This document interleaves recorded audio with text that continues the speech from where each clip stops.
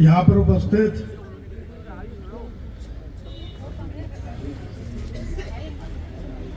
Hello, मैं निवेदन करना चाहूंगा वाहन नंबर RJ 60CB3856 रास्ते में खड़ी है, कृपया आप उसको पार्किंग में लगाएं जिससे व्यवधान पैदा ना हो। धन्यवाद। यहाँ पर उपस्थित गोविंद सिंह जी दोतासरा जी और चिरंजीव राव जो हमारे राष्ट्रीय सचिव हैं, हर्षा यादव जी जो ओबीसी के अध्यक्ष हैं, हर्षा यादव जी जो हमारे ओबीसी के अध्यक्ष हैं, शंकर मीणा जी आदिवासी विभाग, शंकर मीणा जी एसटी विभाग, शंकर जी एससी विभाग, गोमा सागर जी, आबिद कागजी जी, प्रोफेसर दाचे जी, प्रदीप चहल जी जो हमारे नेशनल कोऑर्डिनेटर हैं, राजेंद्र सैन जी, राजेंद्र सोनी जी, सागर मावर जी, लोकेश सैनी जी, आज आपके बीच में संविधान रक्षक अभियान जो 26 नवंबर 2024 से शुरू हुआ था और 26 जनवरी 2025 तक चलेगा, उस कड़ी के तहत आज आपके राजस्थान में भी जो है कार्यक्रम हमने रखा गया है। मेरा ये कहना है कि जो हमारा संविधान था उसका मूल रूप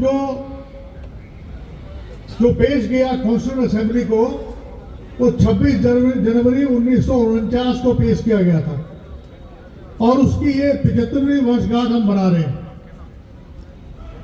तो भैया तुम यार ऐसा मत करो, तुम और खराब कर दो। एक तो आपने खाना छोड़ दिया और दूसरा मेरा ये कहना है कि ये जो 75वीं वर्षगांठ है संविधान की हमारे, जिसको पूरे देश में हम हर हर्षोल्लास से मनाना चाहते हैं, और मकसद क्या है कि संविधान को हमने बचाना है। भारतीय जनता पार्टी किसकी पार्टी है? नाथूराम गोडसे की पार्टी है, सावरकर की पार्टी है। बीजेपी वाले कहते हैं कि भी सावरकर स्वतंत्र सेनानी थे, बिल्कुल थे, इसमें कोई दो राय नहीं है।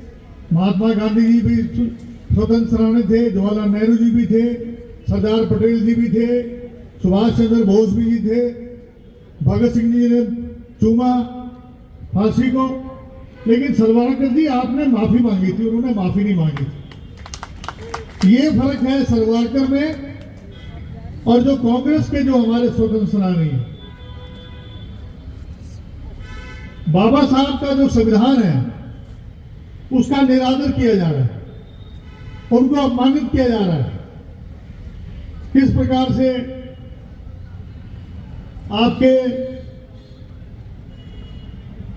अमित शाह जी ने ये कहा कि भाई अम्बेडकर क्यों बोलते रहते हो, इसकी बजाय अगर भगवान का नाम लेते तो स्वर्ग में पहुंच जाते।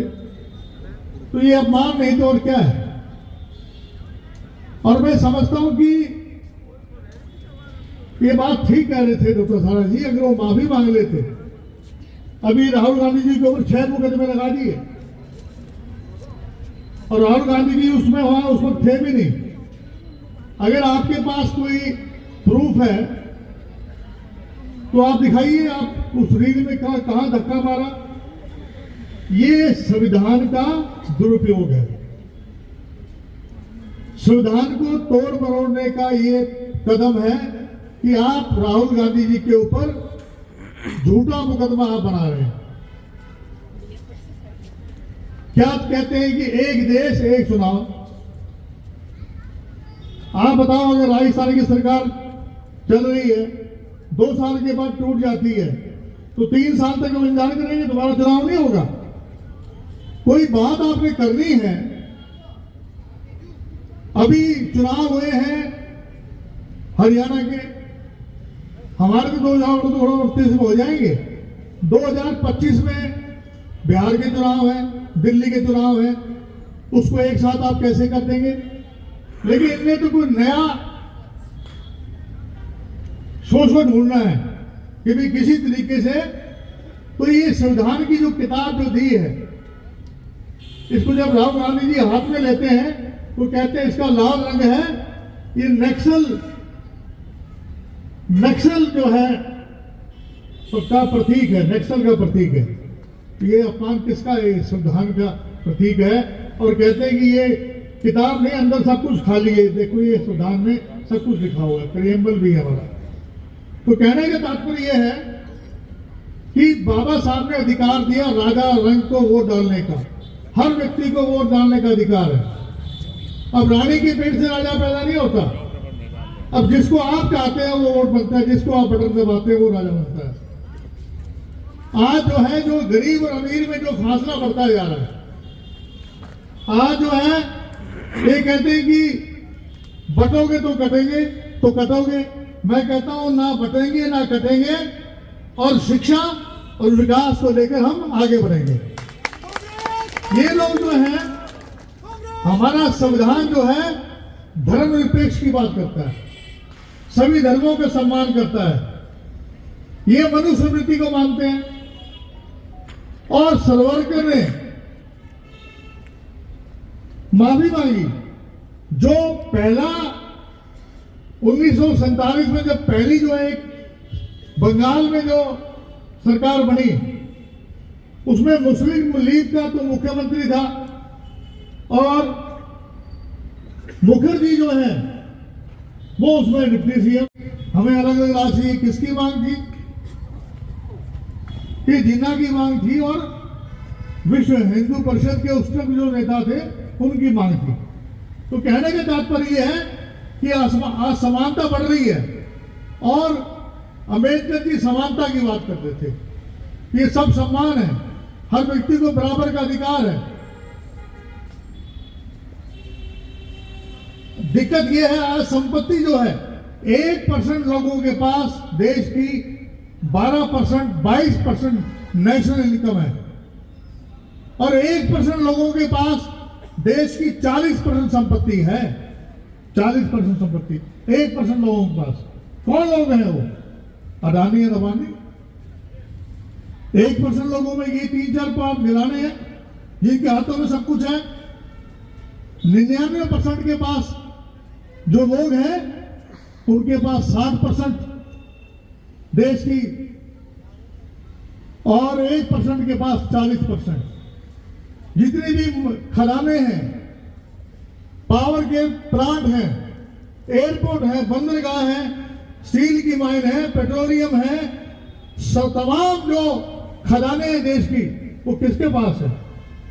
वो चंद पूंजीपतियों के पास है। राहुल जी कहते हैं कि जाति जनगणना होनी चाहिए। क्यों होनी चाहिए जाति जनगणना? ताकि गरीब और अमीर के बीच में पता लगे। मोदी जी कहते हैं मेरे के 2 वर्ग हैं, गरीब और अमीर। मैं तुम्हें उनसे पूछना चाहता हूं, आप गरीब और अमीर की परिभाषा तब करोगे जब आप जाति जनगणना करोगे। ये कहते हैं जाति जनगणना जातिगत में बांटने की बात है। जो बाबा साहब ने जो संविधान बनाया उसमें आरक्षण आप लोग जो है जातिगत तौर पे करते हैं, इसीलिए जातिगत जनगणना है। अब जो है आप देखिए कि जो सर्वेक्षण है, सर्वेक्षण जो है कृषि का भी होता है, लेबर का भी होता है सर्वेक्षण, शिक्षा उच्च शिक्षा का भी होता है सर्वेक्षण, वन का भी होता है कितने पेड़ हैं, श्रम का भी होता है कितने बाघ हैं, कितने शेर हैं, कितने हाथी हैं। लेकिन जाति जनगणना नहीं होनी चाहिए। बाकी सबकी गिनती होगी लेकिन जाति जनगणना नहीं होगी। अगर जाति जनगणना हो जाएगी तो गरीब और अमीर के बारे में पता लगेगा। जो सबसे जो गरीब आदमी है उसके लिए नई नई योजनाएं बनेंगी। अगर स्वर्ण जाति के अंदर जो अमीर आदमी है उसमें जो सबसे गरीब आदमी है, जो सबसे आखिरी पंक्ति में बैठा है, उसको जाति जनगणना से फायदा मिलेगा। मकान उसको मिलेगा जो सबसे गरीब है। किसके पास मोटरसाइकिल है, किसके पास BMW है, किसके पास कार है, किसके पास कच्चा मकान है, किसके पास पक्का मकान है, किसकी जनसंख्या कितनी है, जितनी जिसकी जनसंख्या उतना उसे अधिकार होना चाहिए, नहीं होना चाहिए। तो कहने का मकसद ये है, आज देश का 15% जो आबादी है वो देश की सारी संपदाओं के ऊपर ताबीज बैठी है, और SC, ST, OBC माइनॉरिटी जो 85% लोग हैं उनको कुछ नहीं मिल रहा। ना उनको खदानें मिल रही हैं माइन की, ना उनको यहाँ के खदान मिल रहे हैं, ना उनको फसल बीमा योजना किनके हाथों में है। कौन लोग हैं जो फसल बीमा योजना लेके आते हैं? वो भी उन 15% लोगों में है। फर्टिलाइज सब्सिडी देने वाले लोग कौन हैं? उनमें भी जो है बड़े बड़े पूंजीपति लोग हैं। 45 सेंट्रल यूनिवर्सिटी में से केवल एक SC जो है वाइस चांसलर है, 2% केवल जो है OBC के वाइस चांसलर है। 661 हाई कोर्ट में जजेस में से केवल SC के 21 हैं, ST के 12 हैं और OBC का 78 है। तो ये समानता होगी? क्योंकि जब तक जाति जनगणना नहीं होगी आपको आपका अधिकार आपको नहीं मिलेगा। इसलिए राहुल गांधी जी बार बार ये कहते हैं कि जाति जनगणना होनी चाहिए, क्योंकि ये मनुस्मृति वाले हैं। ये चाहते नहीं है कि गरीब के बच्चे का भी जज बने, बेटा हाई कोर्ट का जज बने। उसके लिए जुडिशियल एग्जाम होने चाहिए, जैसे आपके UPSC में एग्जाम होते हैं उसी जुडिशरी का एग्जाम होना चाहिए, ताकि एक गरीब का बच्चा भी हाई कोर्ट का जज बने। एक गरीब का बच्चा जो है वो देश का बड़े से बड़े ओहदा पे जाए। मीडिया के बड़े बड़े काम जो घर हैं, आज तक है, ABP न्यूज है, किनके हाथों में? पूंजीपतियों के हाथों में। मीडिया आज आपकी बात नहीं करेगा, जाति जनगणना की बात नहीं करेगा, हिंदू मुसलमान की बात करेगा, बातों को काटे की बात करेगा, इनके लोगों को ही दिखाएगा टीवी पे। रोज एक ही चीज दिखाते रहते हैं, हिंदू मुसलमान, हिंदू मुसलमान। अब मैं अभी इलेक्शनों में चुनाव हुआ, मैं मेवात पे चला गया तो वहां टोपी पहना दी मेरे को ईद पे, तो वही फोटो लगा दी मेरी सोशल मीडिया पे BJP के लोगों ने कि कब तक कैप्टन राजेश सिंह को सोना पड़ गया। अरे तुम लोगों की सोच इतनी नीची है। अगर वो दिवाली में हमारे यहाँ शामिल होते हैं तो क्या हम उनका अधिकार नहीं उनका अभिनंदन करें? तो मैंने भी अभिनंदन किया था। तो कहने का तात्पर्य यह है कि चाहे प्राइवेट कंपनी हो, उनकी लेबर का भी सर्वेक्षण होता है। आज राजनीतिक रूप से, आर्थिक रूप से और शैक्षणिक रूप से अगर आप पूरा डाटा लेना चाहते हैं तो आपको जाति जनगणना करनी पड़ेगी। 1931 में पहली दफा हुआ था, उसके बाद 2011 में हुआ, जिसको आज तक ये पेश नहीं कर पाए हैं। आज जो है अति पिछड़ा लोगों को अगर आप चाहते हैं उनके लिए अलग आरक्षण हो तो आपको जाति जनगणना आपको करनी पड़ेगी। OBC का अलग डिपार्टमेंट बनना चाहिए। क्रिमिनल 8 लाख है, क्या ये नहीं बनना चाहिए? क्रिमिनल 8 लाख है, क्या वो 12 लाख 13 लाख नहीं होना चाहिए? 1917 में 8 लाख था 2017 में, अब जो है 2024 आ गया है। क्या हमारा क्रिमिनल नहीं बनना चाहिए? आज क्रिमिनल ना बनने की बात है। ED, CBI, इनकम टैक्स का दुरुपयोग किया जा रहा है, संवैधानिक संस्थाओं का दुरुपयोग किया जा रहा है, इलेक्शन कमीशन का दुरुपयोग किया जा रहा है। तो राहुल जी जो बात कहते हैं, जो भारत जोड़ो यात्रा में घूम घूम के जो ये बात करते थे कि आज जो है संविधान रक्षक सम्मेलन हमारा ये अभियान है, कि सर हम आपको बताना चाहते हैं कि हमारा जो संविधान है उसका मूल ढांचा, जैसे कि बता रहे थे 400 पार की बात कर रहे थे, लेकिन आपने उनको 240 पे ला खड़ा कर दिया। संविधान को बदल नहीं पाए, लेकिन आज भी उनकी मंशा वही है कि वो संविधान को बदलना चाहते हैं। सुप्रीम कोर्ट के हमारे मुख्यमंत्री जो है हेमंत सोरेन, मुख्यमंत्री होते जेल की सलाखों में डाल दिया। और सुप्रीम कोर्ट कहता है उनके ऊपर कोई दोष ही नहीं बनता। जब एक देश के मुख्यमंत्री को जेल में बंद कर सकते हैं तो फेडरल सिस्टम कहाँ रहा? क्योंकि ये संविधान को समाप्त करने की बात नहीं है। आज जिस तरीके से इस संविधान को तोड़ मोड़ रहे हैं, अर्बन नक्सल की बात कर रहे हैं, नारायण राणे हो, प्रफुल्ल पटेल हो, अजीत पवार हो, अशोक चौहान हो, हेमंत सरना मिश्रा, ये जो बीजेपी में चले जाए तो धूप के धुल जाते हैं। और हमारे जो कांग्रेस में लोग हैं वो अगर रहते हैं, उनके पास ईडी सीबीआई इनकम चली जाती है। तो मैं तो आप लोगों से आज एक ही बात कहना है कि अगर आप चाहते हैं, अभी बिहार में जातीय जनगणना हुई है, तेलंगाना में जातीय जनगणना चल रही है, हमारी सरकार है वहां पर, हम लोगों ने जो है कर्नाटका में भी कर लिया हमने। तो मैं ये कहना चाहता हूं कि हर व्यक्ति को बनना चाहिए संविधान रक्षक, और संविधान की रक्षा करना हमारा धर्म है। क्योंकि ये देश, ये संविधान बाबा साहब भीमराव अम्बेडकर जी ने लिखा था। मैं कुछ पंक्तियां आपके लिए पढ़ना चाहूंगा, उसके बाद मैं अपनी उस पर वाणी में विराम दूंगा। ये जो बात करते हैं, जो नफरत के दौर में भी मोहब्बत का गीत गाते हैं। राहुल जी कौन है? जो नफरत के दौर में भी मोहब्बत का गीत गाते हैं, जो असूलों पे आंच आने नहीं देते हैं, जो असूलों पर आंच नहीं आने देते हैं, जो मायूसी का बादल छाने नहीं देते हैं। ये राहुल गांधी जी हैं, जो सादगी का चरण बनाए हुए केवल एक टी शर्ट और एक पैंट पहनते हैं, जो जमीन पर कदम जमाए बैठे हैं, मुकाबला कर रहे हैं। पीड़ा के बदले जो मुस्कान देते हैं, राहुल जी हमेशा मुस्कान देते हैं। ये कहते हैं धक्का मार दी।